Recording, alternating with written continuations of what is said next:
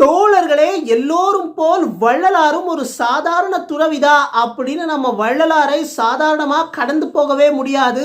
ஏனென்றால் வள்ளலார் அவங்களுடைய காலகட்டத்தில் ஆன்மீகத்தில் அவங்க செஞ்சதெல்லாமே ஒரு ரெவல்யூஷன், ஒரு புரட்சி அப்படின்னு தான் சொல்லணும். ஏனென்றால் ஒரு சின்ன உதாரணம் சொல்ற கேளுங்க. அந்த காலகட்டத்தில் துறவிகள் எல்லோருமே துறவிகள் அவங்களுக்கான சாப்பாடை அவங்க சமைக்கக்கூடாது, அவங்களே சமைக்கக்கூடாது அவங்களுக்கான சாப்பாடை அப்படின்ற ஒரு மரபு இருந்துச்சு. அதாவது அவங்களுக்கு உணவு வேணும் அப்படின்னா அந்த உணவை கையேந்தி அடுத்தவங்க கிட்ட போய் பிச்சை எடுத்து கையேந்தி தான் அந்த உணவை பெற வேண்டும் என்ற ஒரு மரபு இருந்துச்சு. ஆனால் இந்த மரபை எல்லாம் மீறி இந்த மரபை உடைக்கிறார் நம்மளுடைய வள்ளலார். அதாவது அவங்க அந்த சத்திய தர்மசாலை மூலமா எத்தனையோ பேருடைய பசியை நீக்குகிறார். அதாவது அந்த அணையா நெருப்பை பற்ற வைக்கிறார். முதல்ல ஒரு துறவி அணையா நெருப்பை பற்ற வைத்து எத்தனையோ பேருக்கு, அதாவது இந்த உலகத்தில் எத்தனையோ பேர் ஒரு வேளை சாப்பாடு கிடைக்காம அந்த பசி என்ற நோயினால் வாடுகிற மக்கள் இருக்கிறாங்க.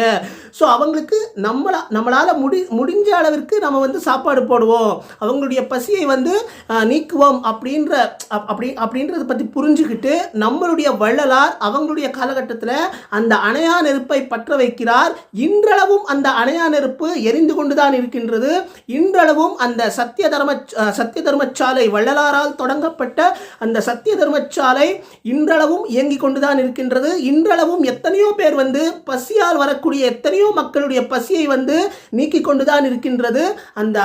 அந்த சத்திய தர்மசாலை மூலமா இவங்க அங்கே வரக்கூடிய பக்தர்களுக்கு அவங்களுடைய பசியை நீக்குகிற வேலையில அவங்களுடைய சீடர்கள் அங்கே வேலை பார்த்து கொண்டுதான் இருக்கிறார்கள். அப்புறமா தைப்பூசம் அப்படின்னு சொன்னாலே நம்ம எல்லாருக்குமே சாதாரணமா முருகப்பெருமான் தான் ஞாபகத்துக்கு வருவாங்க. ஆனால் கண்டிப்பா வள்ளலாரை படித்தவங்களுக்கு, வள்ளலாரை பற்றி தெரிஞ்சவங்களுக்கு கண்டிப்பா முருகப்பெருமானுக்கு கூட வள்ளலார் அவர்களும் ஞாபகத்துக்கு வருவாங்க. ஏனென்றால் தைப்பூசம், இந்த தைப்பூசத்துல தான் வடலூர்ல அந்த ஜோதி தரிசனம் காண வள்ளலாருடைய எத்தனையோ பக்தர்கள் அந்த ஜோதி தரிசனத்தை காண வருவாங்க.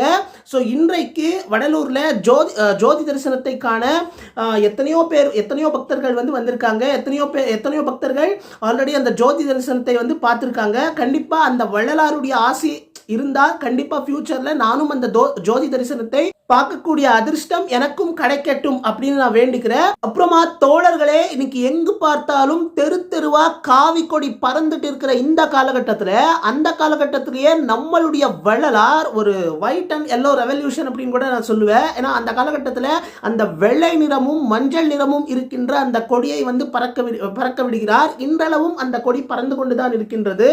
ஸோ இது ஏன் சொல்றேன் அப்படின்னா, அவங்களுடைய காலகட்டத்தில், அதாவது உண்மையான பக்தினா என்ன, உண்மையான கடவுள் வழிபாடு